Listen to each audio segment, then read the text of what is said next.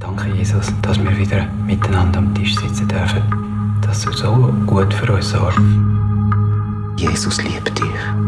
Trotz allem, egal was passiert ist. Arrachaldeón, buenas tardes. Bienvenidos a la rueda de prensa de la película de Unschuldige, sorry for my German, Unschuldige, The Innocent. Para hablarnos hoy de la película tenemos aquí aparte de su equipo técnico y artístico. Y bueno, los presento, empezando por el extremo. Tolga Dilsis, productor. Anna Tenta, actriz. Thomas Schubbach, actor. Simon Jacquemet, el director de la película. Judith Hoffman, la protagonista de la película. Naomi Schreiber, actriz también. Urs Peter Wolters, actor. Y Aurelius Eisenreich, el productor también de la película.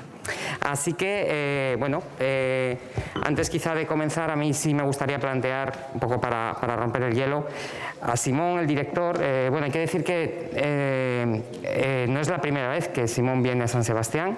Él estuvo en la competición de nuevos directores en el año 2014 con la película Krieg, su primera película, esta es su segunda. Y entonces, bueno, creo que es un paso bastante importante, ¿no?, respecto a aquella película esta, una película mucho más ambiciosa, quizá más madura, que nos explica un poquito cómo surgió la idea para la película, ¿no? Well, like what was the source of the... Yes, where the idea for... Sí, ¿de dónde surgió la idea de la película? Bueno, procedió de una cosa muy banal, es decir, del personaje. Y fue un personaje que yo había visto hace años, hace más de 10 años, en un programa de televisión, un artículo televisivo, digamos, que era una mujer cuyo su prometido le habían dado la cadena perpetua. Y este momento apareció en mis pensamientos durante los años y también soñé acerca de este mismo personaje y dije que bueno, empecé a escribir el guión y empecé a partir de este personaje y las imágenes y temas y reunir todo esto en cuanto al guión se refiere. ¿Alguna pregunta? Tenemos... Sí, aquí tenemos una pregunta, aquí en la... Buenas tardes. Me gustaría saber cuánto de onírico tiene la película, cuánto de real y realmente si los remordimientos de esta mujer son suficientes para todo el castigo que lleva después. Gracias. Okay. Yeah. Sí, creo que la pregunta de lo que es real y lo que no es real, yo creo que no debería responderse con tanta claridad, porque lo que intento en la película es que no haya capa o nivel de verdad que es superior a lo que experimenta el personaje. Yo quiero que el público se encuentre en la misma situación que Ruth, el personaje, que no queda claro lo que es la realidad y en la segunda parte era si está justificado que ella sufra tanto, pues bueno, algo por el estilo, esa sería la pregunta. Pues bien, bueno, no, probablemente no, supongo que no. Al final realmente no cometió demasiados errores, pero se ve metida en una vorágine de donde no puede salir con tanta facilidad. ¿Pregunta por aquí? Sí, tenemos aquí. Primero aquí delante y luego pasamos atrás. Gracias. ¿Qué tal? Soy Gonzalo Hurtado de Perú. Mi pregunta es para Judith. Bueno, quiero felicitarte, tu papel es extraordinario. Yo quisiera saber, siendo un personaje tan complejo que camina por una línea entre la normalidad y la anormalidad, ¿cuánto trabajo te costó componer este personaje y llegar a este registro final, ¿no? Quisiera que nos hables un poco de ese proceso, ¿no? De ir descubriendo a ese personaje tuyo.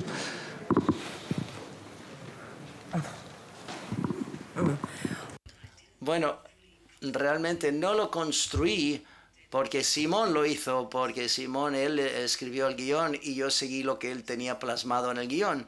Y me concentré principalmente en interpretar el papel y las secuencias. A veces me preguntaba el por qué hacía algunas cosas, pero tenía la confianza en el trabajo de Simón y descubrí mucho hoy porque lo vi por primera vez en la gran pantalla hoy, así que no estoy en estado de realmente hablar acerca de mi personaje en profundidad porque estoy intentando de descifrar lo que acabo de ver plasmado en la pantalla. Y la verdad es que vive su propia vida con esta iglesia y habla acerca de muchos temas, esta película, acerca de la verdad, acerca de la iglesia y qué vida eliges también, qué decisiones tomas en tu vida. Y nos preparamos porque, es decir, visitamos varias iglesias y vimos las ceremonias y hablé con amigos y descubrí que hay muchos amigos estaban en contacto con estas iglesias libres y personas que habían, experimentado esas experiencias. Es decir, eso nunca existía no existe en mi vida real de todos modos. Me he intentado concentrar y centrarme en hacer la escena y no preocuparme en el resto, digamos, demasiado. Quizás no explico todo mostrando. Bueno, lo explico todo, quizás no demostrando o revelando demasiado a la vez. Tenemos al elenco de la película, ¿no? También a los otros actores que nos cuenten un poquito también, porque creo que es una película más donde las relaciones entre personajes en muchos casos se intuyen, ¿no? Están trabajadas a lo mejor fuera de lo que es lo que vemos en plano, pero hay muchas relaciones ahí que luego creo que se trabajan de manera muy sutil, ¿no? Entonces quizá los otros actores nos podrían también explicar cómo fue un poco meterse en sus personajes, ¿no?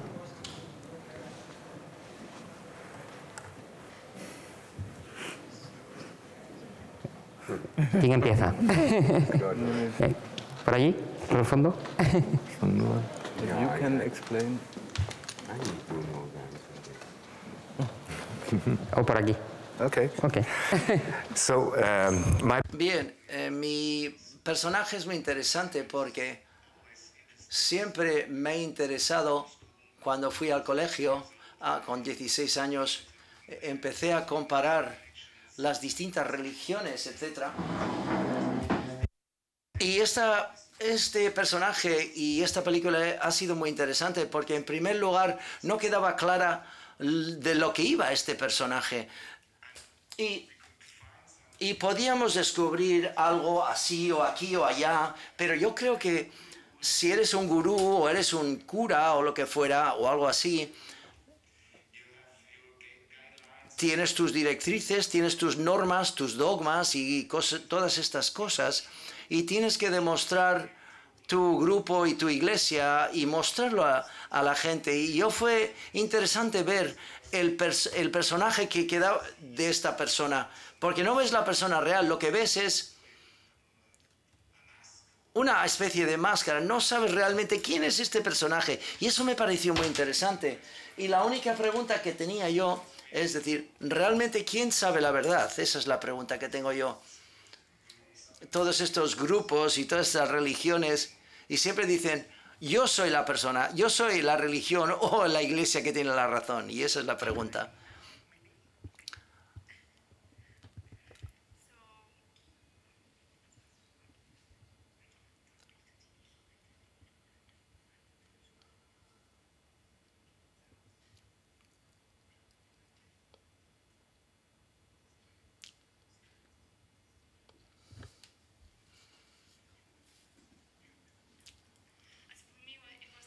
Para mí fue la primera vez que trabajo en una película y vi que mi personaje era muy interesante. Es una chica que tiene 17 años y yo creo que se da cuenta que había sucedido con su madre y no se dio cuenta de que su madre quizás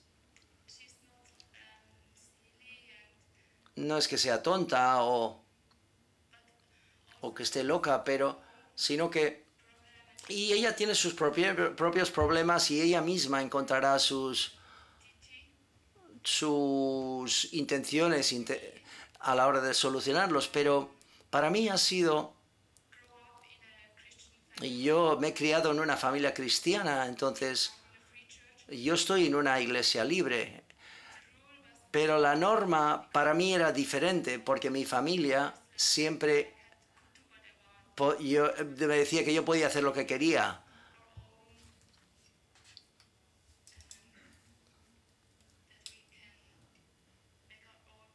Que podíamos tomar nuestras propias decisiones. Eso es lo que quería decir, sí.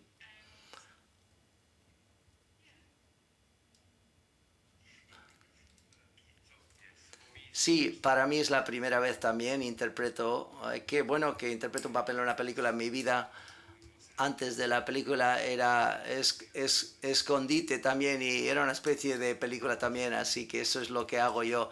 Todos hemos interpretado a nosotros mismos, en resumidas cuentas.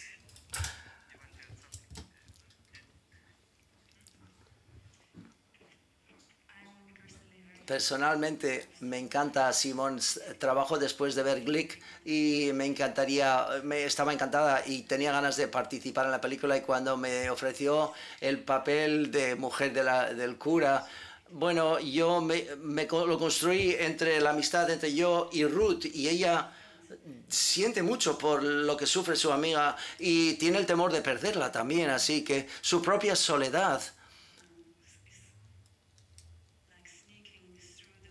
pasa a través de las preocupaciones de su amiga. Así es como construí mi personaje, no hacerlo como una mujer aburrida de un cura, sino darle un poco más de sabor, un poco más de personalidad a mi personaje. No sé si ha sido visible y se haya podido ver en la pantalla. Pregunta, sí, el micrófono, por favor. Hola, buenas tardes. Ya estabais comentando un poquito algo sobre las comunidades religiosas. Yo quería preguntar sobre dos contextos que yo personalmente desconozco completamente, un poco antagónicos en principio, pero que se reflejan en la película. Entonces, a la hora de prepararla, tanto esas comunidades religiosas que aparecen ahí como los clubes de sexo, repito que no conozco mucho ninguna de las dos realidades, si cuando la preparasteis está basado en realmente entornos que existen, las comunidades religiosas entiendo que sí, y me gustaría saber hasta qué medida tiene una influencia, un impacto real sobre la gente en Alemania, porque ese tipo de comunidades no son exactamente así igual, las tenemos igual más relacionadas con Estados Unidos. Yo no sé si realmente tienen una influencia ese tipo de grupos religiosos allí en Alemania.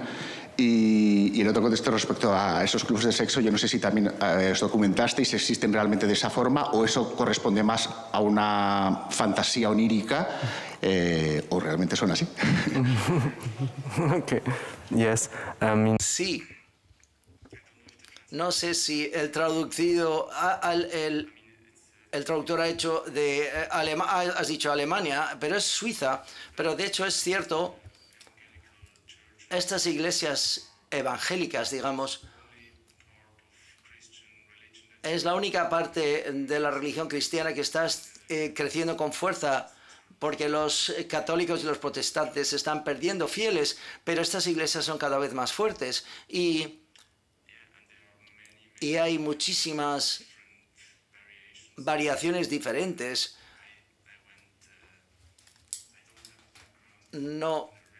No tengo un trasfondo religioso, digamos, pero he asistido a muchas iglesias y quizás la iglesia principal a la que iba casi todos los domingos, pero también la escala, digamos, es muy diversa. Yo creo que hay algunas de ellas son bastante abiertas y progresistas, donde no podía encontrar nada crítico, pero luego hay otras que son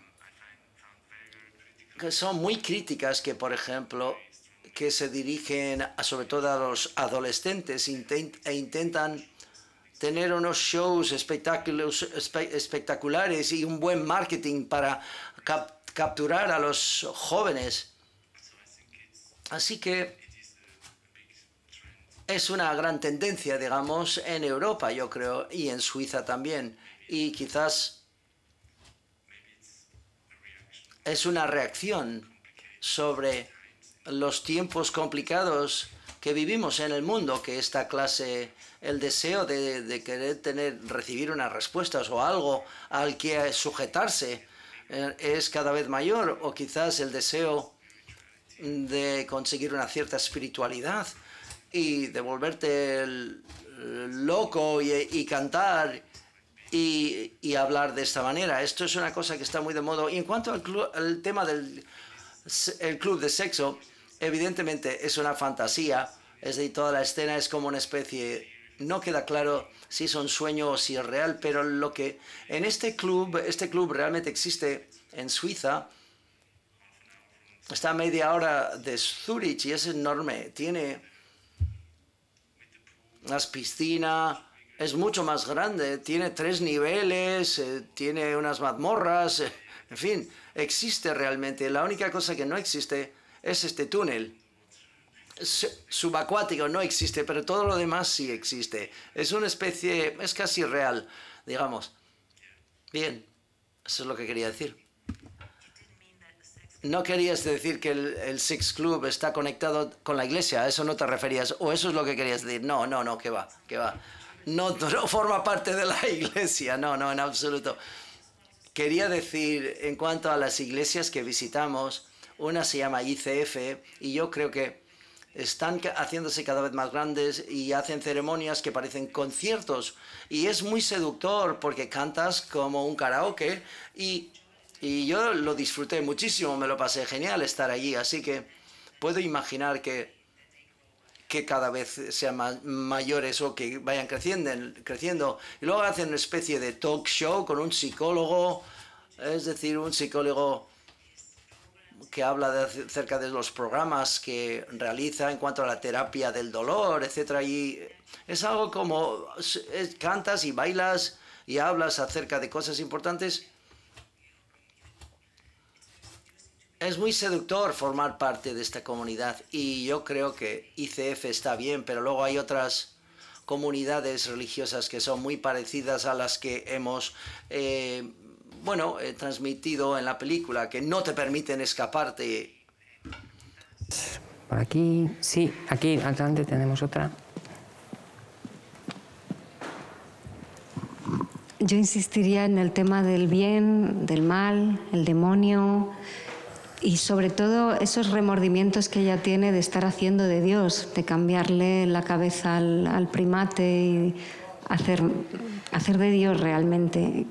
Ese simbolismo, ¿cómo lo has metido en la película? Porque es cierto que se lo imagina el espectador, pero ¿cómo lo tenías tú en la cabeza, usted?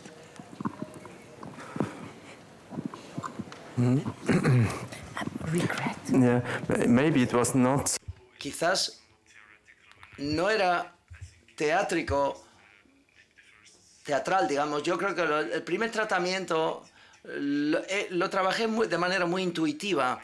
Quizás al final era algo que la primera vez que lo escribí no tenía muchas teorías y dije, bueno, tiene que ser así. Es decir, el mono o el primate tiene que vivir al final.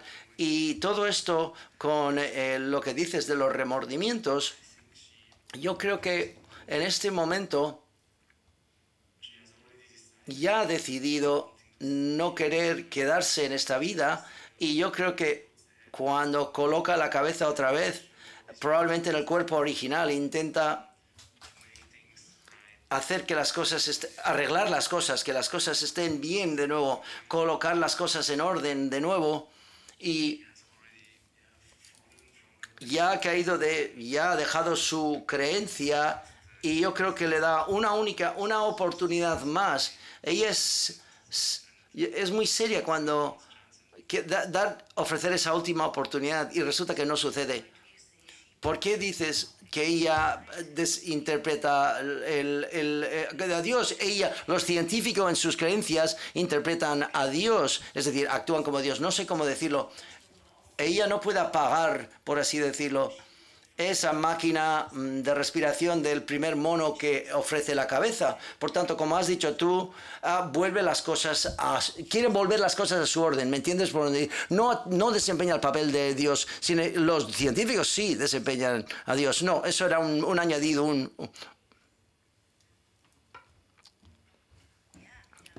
Sí, estoy de acuerdo. No oímos el comentario. Sí, por supuesto. Hay más preguntas por aquí. Sí, aquí. Bueno, en relación también con esto último. Es una película que nos deja alguna esperanza, lo digo porque es un retrato tan intenso de la angustia de un personaje que no le sirven las respuestas ni de religión ni de la ciencia. Se evade, al final, yo no sé, el final es abierto, lógicamente está intencionado, está esa parte un poco fantástica que deja al espectador también que tome sus decisiones o sus conclusiones. Yo quisiera preguntar si es una película que a pesar de todo ofrece esperanza o solamente nos queda esa angustia de la incertidumbre o de la falta de certezas. Yes. Yeah, I mean, for me... Sí, creo que para mí la película tiene un final feliz. Quizás lo encuentro demasiada esperanza. Bueno, podrías decir que todo sale francamente bien para todo el mundo, casi todo el mundo, o cada personaje. Pero yo creo que es importante que siempre haya una especie de un poco de ambigüedad, es decir, que hay una especie final feliz pero amargo, que no puedes estar totalmente seguro que lo que sucede con ella, si realmente es cierto o si es una especie de vida posterior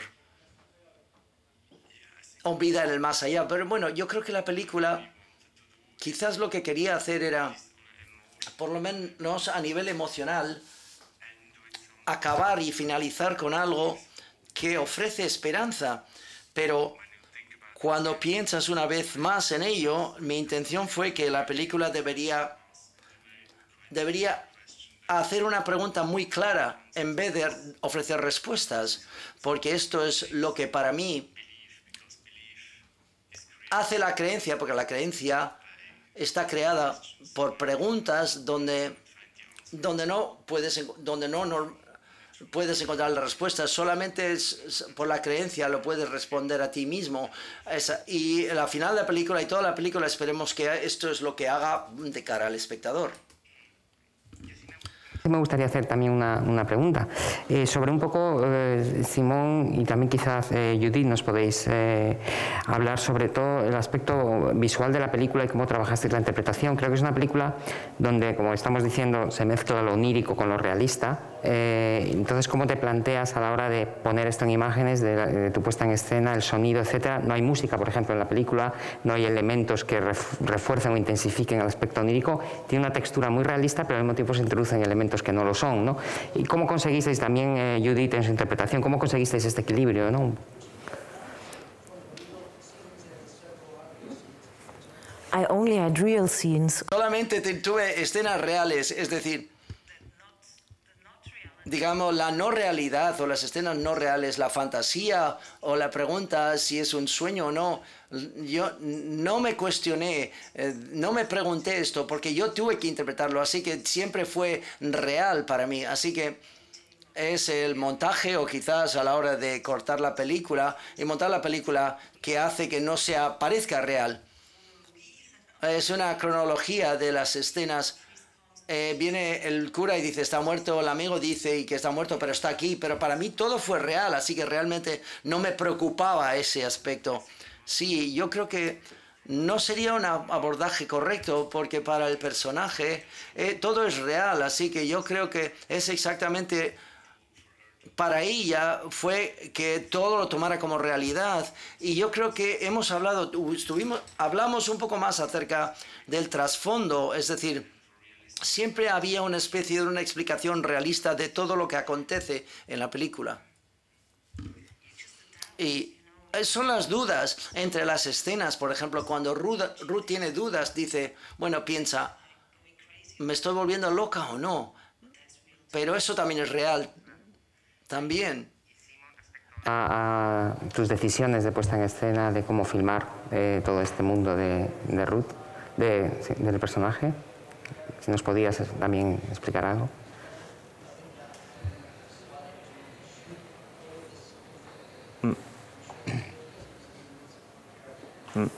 Yes. Sí. Para mí, desarrollé mucho la película a través de los personajes. Para mí es muy natural que la cámara siguiera a los personajes. Y yo creo que quizás cuando pienso un poco en la película, en el primer momento, pienso como en primera persona, en los ojos del personaje, pero para hacer una película en primera persona, de la perspectiva de Ruth, quizás no sería muy difícil y no quizás tan interesante. Así que se acerca bastante a una especie de perspectiva de primera persona, muy cerca, mostrando lo que ve ella y no mostrándole tanto a ella. Y yo creo que también en cuanto a los exteriores y los colores, también he intentado hacer que pareciera realista y no cambiamos demasiado en cuanto a los exteriores. Todos son exteriores que existen más o menos como aparecen, pero a través de la elección de estos entornos vacíos, que yo creo que son muy interesantes y son muy específicos, muy idiosincráticos a Suiza, ese ambiente, bueno, refleja estar perdido o ese vacío interno, etc. Y sin la música, sí, no había música, pero yo creo que no es raro, nunca he utilizado, bueno, quizás hice un cortometraje, pero nunca he utilizado música.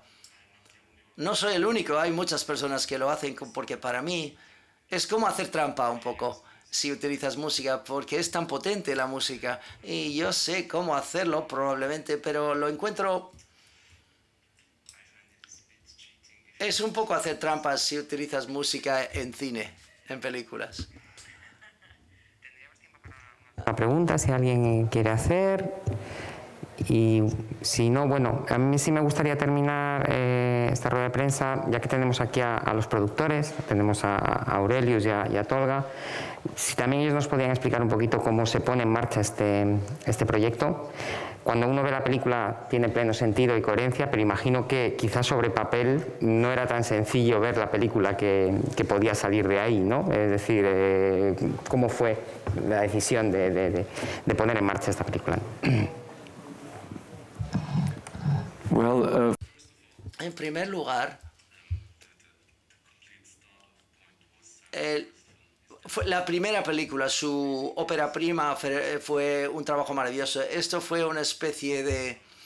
Cuando empezamos con este proyecto fue en base a esto, y hay que mencionar que esta película que produjimos es el primer largometraje que hemos producido como productora. Estoy encantado de todo el mundo que está aquí y también a todos los socios que nos han apoyado. Así que, como ya he dicho, su primera película nos dio mucho apoyo y mucho aliento, y durante el desarrollo vimos que la misma visión tan fuerte que tuvo en su primer largometraje, pero el punto de inflexión fue cuando fuimos a Cinemart y la respuesta fue excelente en cuanto a posibles coproductores, y conseguimos un gran ETF, Kleines Festspiel, y esto nos ayudó mucho porque nos ayudó a, como una pequeña y jóvenes productores y una joven productora, encontrar socios dentro de Suiza. Eso fue maravilloso también. Pero para serte sincero, fue toda la estructura. Cuando te basas en que todo el mundo que dice que sí, todo parece fácil. No lo puedo comparar ahora con otro proyecto. Yo estoy encantado que este por lo menos ha funcionado tan bien, y no hay que olvidar los socios de la Oficina Federal de la Cultura, la Televisión Nacional Suiza, la Fundación de Cine de Suiza nos han apoyado muchísimo. Así que en general ha sido una producción positivísima desde el principio hasta hoy, y estamos encantados, por supuesto. Y ver, la sala tan llena. Muchísimas gracias por todo, San Sebastián. Bueno, pues si no hay más preguntas, nos queda solo desearles muchísima suerte con la película aquí en el festival y en todos los futuros festivales a los que vaya, y en toda su carrera, en todos los países también donde se vaya a poder ver. Muchísimas gracias por haber venido hoy. Gracias. Thank you.